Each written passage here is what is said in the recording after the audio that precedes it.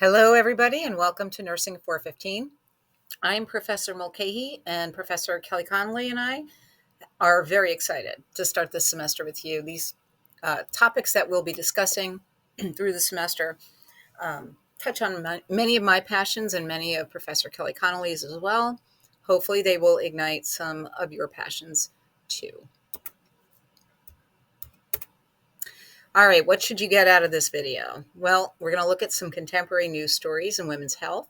And as we walk through the news, we will discuss selected women's health issues, special emphasis on gender equality, health disparities, how people are making them better. And we'll talk about the importance of advocacy. You all know that it's important to be an advocate for your patients, but we sometimes have to broaden that focus and include political action or simple common sense healthcare actions. Um, we'll discuss the importance of women's health, not just for themselves, but for families, for communities, for states and nations. Supporting women's health actually makes wealthier, healthier, more peaceful, and stable societies. We'll talk about social determinants of health that influence the health of women, and we'll compare the US with some global issues that are in the news today. And I just want to call your attention. I'm going to move my little picture box. Being born female can be dangerous to your health. And that's a quote by Richard Skolnick. If you want more information from him, I can give it to you. But he does a very thorough analysis of how some things are biologically determined. Blood loss from menstruation, for one thing. That is a biological determinant of health. But there are many, many social determinants of health, including gender norms, gender bias, gender violence against women, and prescribed roles. So let's get started. Let's walk through, and we're going to talk first about some of the health policy in the United States in the news. And there's, Princess Leia, woman's place is in the resistance. Don't forget it. The first article I selected for you, I love the title, Where There's Gender Equality, People Tend to Live Longer. You don't say. You mean that if women are allowed to be educated, if they're allowed to become healthcare professionals, if they're allowed to take care of their own health, if they become leaders in industry, that we could actually become more prosperous and maybe men would live longer too? Turns out it's true.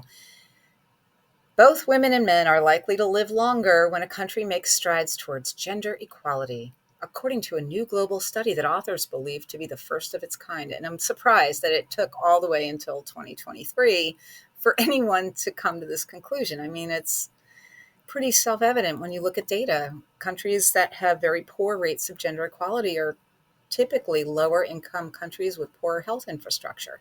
So everybody has a shorter lifespan. Everybody has a greater burden of disease.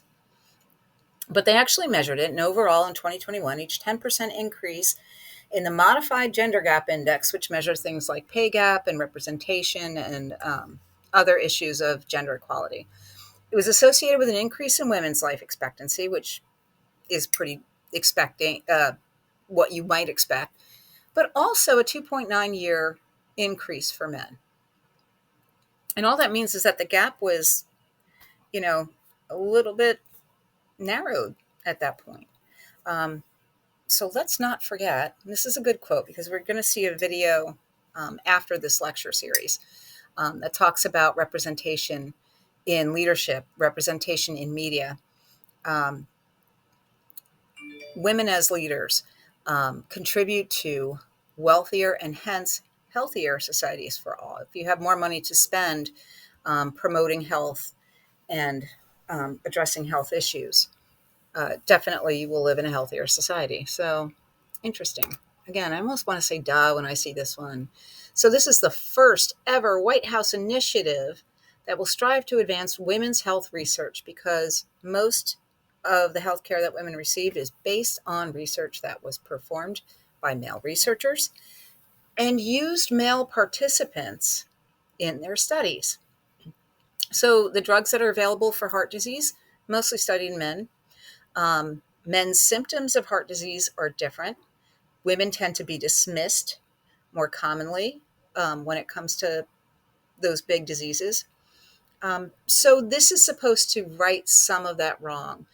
If we advance women's health research and shed light on conditions that are specific to women, disproportionately affect women or affect women differently, I mean, we all know women's bodies are different from men's bodies, um, then maybe we can start to decrease some of the health disparities. And you'll notice there's a link in the top right corner of all of these slides if you want to read a whole story. Okay, now we're going to talk about the tampon tax. So, the tampon tax is a tax on, sorry, I'm just moving my box. You can see all the quotes on feminine hygiene products because politicians, predominantly male politicians, have decided that they are not essential, even though half the world will spend approximately 40 years bleeding every month, unless they're pregnant. And so, this filmmaker did a documentary to investigate what's the big deal. And she found that the majority of world's religions deem periods dirty. And that is true, that a lot of religions require like a period of cleansing. There are certain activities that women can't participate in when they're menstruating. And so she wanted to investigate that issue. And she makes this point about the tampon tax. It's in italics up here. I'll give you an example. Toilet paper. Is toilet paper really any more or essential than a feminine hygiene product? I mean, everybody's got to have it to be clean and have a dignified bathroom experience. So we consider that to be essential and it's not taxed. But somehow, menstrual products that can absorb your flow so that you can go to work and go to school without bleeding through your clothing, they were deemed non essential. And a part of this is the taboo about menstruation. There was a female lobbyist who was fighting this tampon tax and went around to the lawmakers in the 20, at the time, 22 states. Now it's 21. Somebody got rid of it. I think it was Texas. But she said, so tell me what you know about menstruation, why you think these products aren't essential for girls and women for their health. And the answers that she got were baffling. Most of them didn't understand menstruation at all. And these were men in the fifth, sixth, seventh decades of their lives, probably had wives who menstruated, daughters who menstruated, and they had no idea how it worked. They're like, well, isn't it like going to the bathroom where you kind of hold it until you can get to a restroom and then you release it all at once? And she was like, yeah, no, it doesn't work that way. Um, Period poverty is one of the topics we're going to explore next week. And it refers to the burden on women to pay for these products, which are not cheap. And if you have more than one female in the house who's experiencing monthly bleeding, it gets very expensive. So taxing it makes it even less affordable. There are women living in poverty who are using socks, tissues, toilet paper. In other countries, they might use bits of rags. In Gaza right now, they're using pieces of their tents. It's not sanitary. It leads to infections, and sometimes those infections can be lethal, like toxic shock syndrome.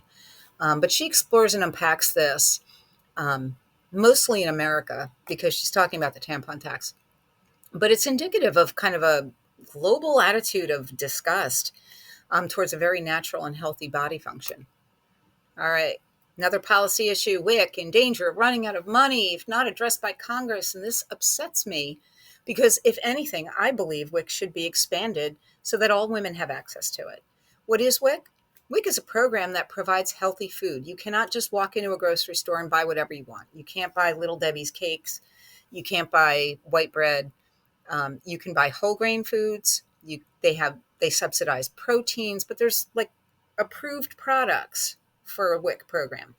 To some extent, limited amounts of formula. It's not enough to exclusively feed your baby, but they subsidize breastfeeding mothers with more food so that they can afford healthy food to nourish their own body, recover from birth, and make milk, sufficient milk to feed their infants. And breastfeeding is one of those things that really can promote good health for that infant throughout their lifespan. And it has good health benefits for women as well. It reduces the incidence of breast cancer, and it does other good things for the body. WIC really only subsidizes about $60 worth of food per person in lower income families. And not only does it subsidize food, but it provides a lot of health education. And they can do health screenings, lead screenings, screenings for iron deficiency anemia in children, and they can help you find resources for, developmental health, pediatric, well child visits, milestone screenings, all of those things. And USDA, who evaluates the program, says WIC is proven successful. It's been around for a long time, and they know that kids who receive WIC eat better and therefore perform better cognitively. They grow and develop better. Women on WIC have fewer premature births, and I know you can't see that. Let me hide that. They have fewer premature births because they're not exposed to malnutrition. And they're also having to see a nurse in the WIC clinic on a regular basis who can screen them for other social determinants of health that would predispose them to that. So it's a little upsetting that they want to bicker over this, but it's not surprising. All right, now we're getting into some trigger warning type stuff. I am not trying to tell you how to vote, and I'm not trying to tell you how to feel about abortion. But I am going to tell you that the situation described in this article is fairly common, and there was no way that this baby was going to live. So this is Amanda Kowalski. She and Josh Kowalski tried for a long time to have children. They went through fertility treatment, and they finally got pregnant.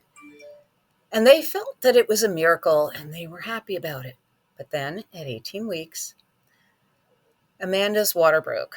Now, if you know when a fetus is viable, it's not until at the very, very least 22 weeks, and that is really not ideal.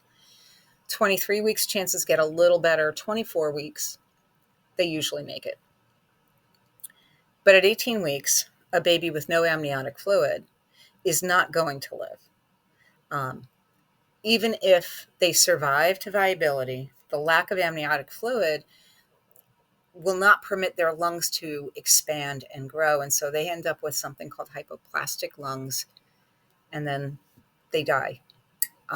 So this is never going to be a good outcome for the baby. And her doctor knew that, and he's quoted as saying, well, right now, we just have to wait because we can't induce labor, even though you're 100% for sure going to lose your baby. Now, what scares me about this is I actually, when I was a new maternity nurse, one of our nurses had this same situation happen, and she declined to induce labor. She became septic. She went downhill very quickly, went into DIC, which is disseminated intravascular coagulation or coagulopathy, and she bled to death. They pumped 17 units of blood products into her, and it just poured right out of her. And she died. And it happened so fast. So Amanda's temperature went up to 103, and finally her doctors felt legally safe to terminate the pregnancy, meaning that they weren't going to be placed on criminal charges and they weren't going to lose their licenses to practice medicine. But it was a little too late. Her blood pressure plummeted, her platelets dropped. This is what happens in sepsis. She doesn't remember much from that time because probably her mental state was also very altered, but Josh does. It was really scary to see Amanda crash, he said. I was really scared I was going to lose her. And that is a realistic fear. Amanda almost died. This is, how they've prefaced their lawsuit statement against the state they were living in. That's not pro-life. Amanda will have challenges in the future having more kids. That's not pro-life, Josh said. And then Amanda said, nothing about this feels pro-life. It's just stuff to think about. I mean, do we really want lawmakers starting to make our decisions for us? I don't know. I mean, I don't think that they have the judgment or the experience to make a decision like this. All right. Now we're going to talk about contraception. So a year after Dobbs, advocates push in the states for a right to birth control. Now, I have a lot of personal feelings about abortion, and you might too. But birth control is kind of a no-brainer. If you don't want people to terminate their pregnancies, can we please make sure that they're able to plan them and not have unintended pregnancies? Contraception is healthcare, basically. So there's a really tiny minority of Republican senators who actually believe that contraception should not be available to women or to subsets of women, maybe unmarried women or underage women. But most Republicans have enough common sense to know that people should be allowed to plan their families and that this is a healthcare decision. But House Republicans have been put in a very difficult place by some of these lobbying groups, including Susan B. Anthony Pro Life America, which is an anti abortion group. So they included this very straightforward bill that was only about contraception in its scorecard, its pro life scorecard for lawmakers. So an uninformed person might think, oh, they don't value my pro life stance. Therefore, I'm not going to vote for them. And meanwhile, this was probably one of the more effective ways that you could prevent um, elective abortion of pregnancy. So 195 of them voted against it. It's kind of sad. Um, okay, we're going to kind of cut off here because this video is getting a little long, and then we'll pick up again, and we'll talk a little bit about other issues in healthcare, including access, including the way women are treated in the healthcare system, how we can make it better.